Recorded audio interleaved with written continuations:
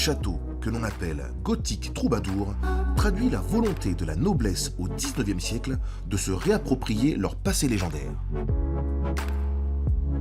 Voilà, c'est actuellement l'entrée. Mais avant, c'était ce qui s'appelait la salle des chasseurs. C'est là où les chasseurs se réunissaient après une chasse à courre. C'est reconstitué avec passion et avec amour. Tout à fait. Je ne me rendais pas compte quand je me suis embarqué, j'avais 20 ans dans cette histoire, que là où ça allait mener, c'est-à-dire je suis toujours à y travailler. Ah, d'accord. Voilà. Alors, vous teniez absolument à nous montrer cette pièce. Ben, je tenais à vous montrer cette pièce, parce que c'était la partie que j'ai restaurée en 1984 et pour ma mère quand elle était là. Chaque chose a une relation avec la famille. Avec la famille. Avec Et donc, comment s'appelle cette pièce? C'est la chambre de ma mère, la chambre de la marquise. Voilà.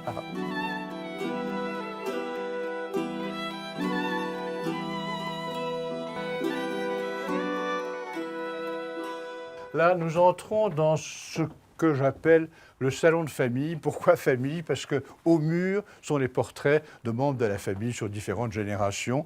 Donc plutôt... Les 35 sont là? Non, les 35 ne sont pas là, mais ils sont...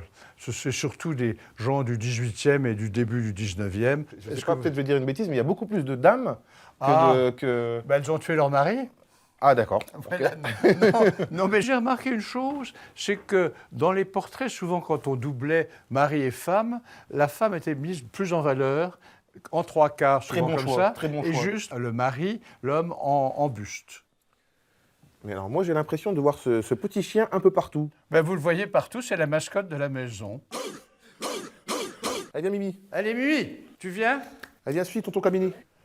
Là, nous allons entrer dans la partie, si je peux dire, noble de la maison, qui est le grand escalier qui fait le pendant au pavillon de la chapelle. Et alors, ici, on appelle ça donc une cage d'escalier. C'est la cage d'escalier, oui, j'ai comme une lanterne. C'est pas les mêmes cages d'escalier que Roubaix quand même. J'ai des potes qui habitent à Roubaix en cage d'escalier. C'est pas du tout. C'est pas le Moi, même genre. je préfère celle-là. Oui, mais il n'y a pas d'ascenseur. Il n'y a pas d'ascenseur. Alors ça pose des problèmes.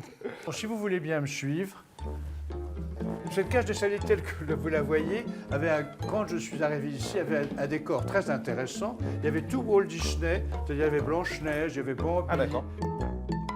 Ah. Voilà, nous entrons dans la bibliothèque, qui est, je peux dire, la partie nocturne de la maison. La journée, nous nous tenons au rez-de-chaussée, et le soir, toujours ici dans la bibliothèque. C'est une pièce de vie un peu. C'est une pièce je totalement vois, de il y a une vie. télécommande, ça, vous avez... il y a une télé. Voilà. Moi j'ai juste une question. Les livres, vous avez tout lu? Mais non. Même les pages jaunes là que je... Même les pages jaunes. Les pages jaunes, je lis quelquefois le TV et je suis bien triste quelquefois des programmes. Mauvais programme. Voilà. Il faudra regarder notre programme, alors, c'est le meilleur. Je vais vous montrer une chose qui est très très amusante. C'est une vieille dame qui est venue en 81. Elle avait été infirmière pendant la Première Guerre mondiale ici. Et son régiment a édité un petit livre et où on trouve des photos des baraquements construits par les Anglais dans le parc, des photos. Donc ça, c'était dans le la parc cour de... qui entoure le château. From your sleep.